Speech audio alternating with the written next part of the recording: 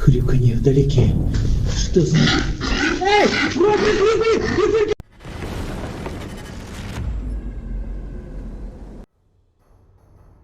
Ukraine's Special Operations Forces, working with the Chernaya Iskra rebel movement inside Russia, struck a key Elu AVT-6 unit at the Kirishinefteorg Syntez oil refinery, KINEF, in the Leningrad region, the Special Operations Press Service said.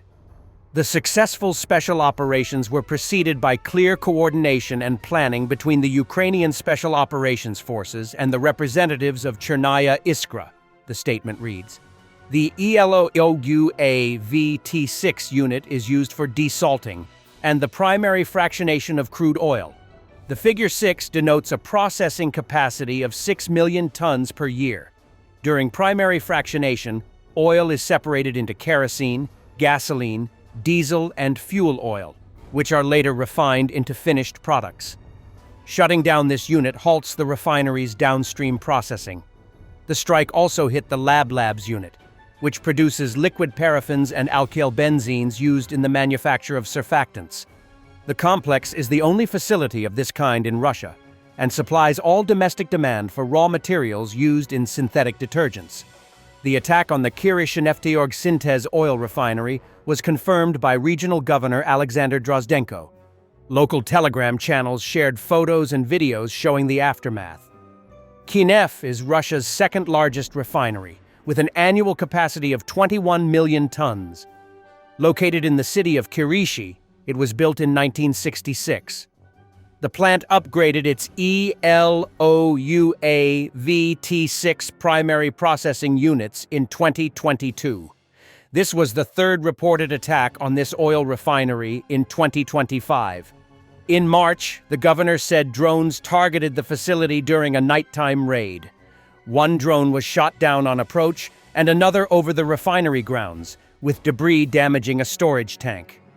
In September, drones again struck the ELOUAVT-6 primary oil processing complex. By the end of September, nearly 40% of Russia's refining capacity was offline, largely due to repeated strikes by long-range Ukrainian drones. In occupied Crimea, a traction power substation ECHE-69 near Bakhchisarai was also struck. Crimea is especially a focal point for Ukrainian attacks, and the increased strikes point out that something bigger is brewing. Reportedly, this is an encounter of a Russian soldier with a pig in a tunnel in Kharkiv region.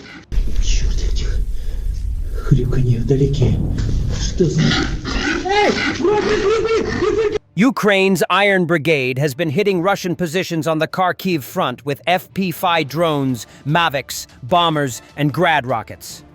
Strikes near Ambarn and Kamyanka took out a motorcyclist and Russian troops crawling across open fields in camouflage.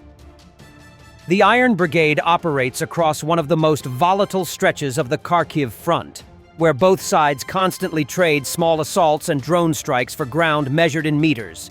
The unit has refined a mix of old and new tactics, combining precision FPV attacks and Mavic bombers with traditional Grad rocket fire to overwhelm Russian positions. Recon operators track even single movements, from motorcyclists to crawling infantry, feeding coordinates to drone pilots who deliver quick, lethal blows before targets can dig in. The terrain near Ambarn and Kamyanka is open and heavily cratered, offering little cover, so mobility and timing define survival.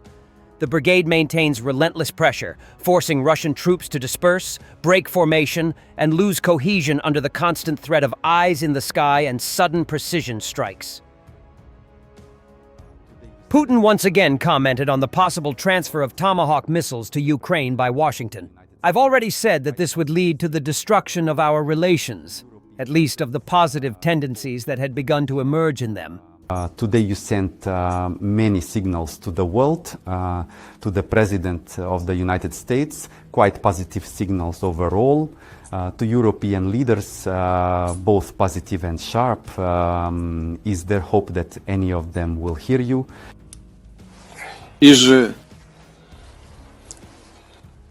I just honestly and openly explained certain situations, the essence of the issues, how I relate to these issues.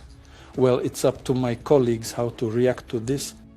I speak sincerely and honestly, as it is, how it really was, and how I would like to see the situation develop.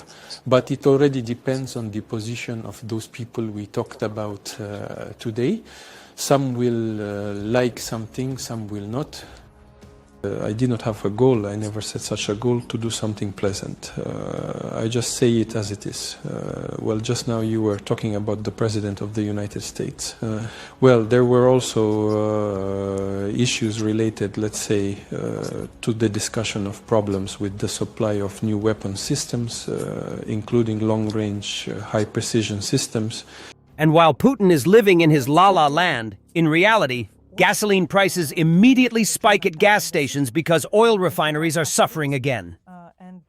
A resident of Russian Orsk shared her thoughts on the drone attack on the city. She called for people to peacefully express their distrust of the government, which can't protect citizens from these attacks. Friends, good day. The city of Orsk.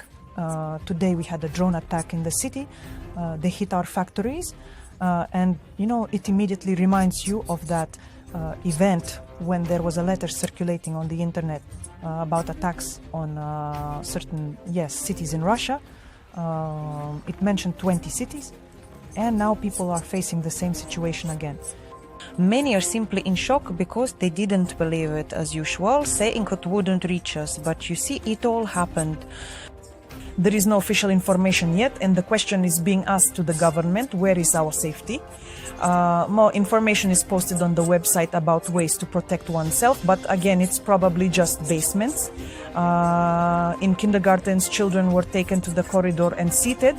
At work, I don't know where people should run in such a situation. Gasoline prices immediately jump at the gas stations because the oil refineries are suffering again. Comrades, I think it's time for us to start using our brains and begin to unite. No one is going to save us. Let's peacefully express our protest by declaring no confidence in such a system of power. And a Russian woman who is not afraid to speak the truth says, "Of course, our great strategist Putin has many achievements, but the most outstanding ones is that he replaced truth and reality with wild propaganda." Our great strategist Putin, of course, has many achievements, but the most outstanding, in my opinion, are the following. He replaced truth and reality with wild propaganda, increased the borders with NATO by more than 1,500 kilometers, drove Russia into complete dependence on China, and lost more than $500 billion in frozen assets. Lost the European market, the largest and most profitable oil and gas market, lost most of the metal, timber and coal exports, lost a huge number of specialists, active and working age population. He massively increased the capital outflow from the country, lost the market for space launches and scientific space, destroyed the air transportation market, and put a big cross on global sports. Of course, Russian athletes can pretend that everything is okay, but I am sure that deep down they hate Putin for this. The dream of every professional athlete is the Olympic Games and World Championships. Increase the retirement age, yet there is still no money for pensions. But there is money for war, and that's the paradox. Turned Russia into a terrorist country, which is now despised by the entire civilized world. Made Russia the leader in the number of sanctions imposed in all of human history. Made all the outcasts friends of Russia, North Korea, Iran, the Taliban, Hamas and other riffraff, organized genocide and repressions, increased the crime rate in the country, unleashed a needless bloody war on which hundreds of billions of dollars have already been spent, disgraced the army. If not for this war, the whole world would still consider the Russian army the second army in the world, united all Ukrainians and the entire civilized world in hatred towards Russia, disgraced Russia worldwide, and this list could go on. But is it worth it? In my opinion, it's already clear. Volodya, as always, outplayed everyone. Thanks for watching, and don't forget to subscribe. Also, if you want to support Warthog Defense, please become our member and get early access to new videos, exclusive members-only videos, and become administrator in comment section. The membership link is in the description. Rescues every day. We had a guy last week at 6 rescues in 6 days.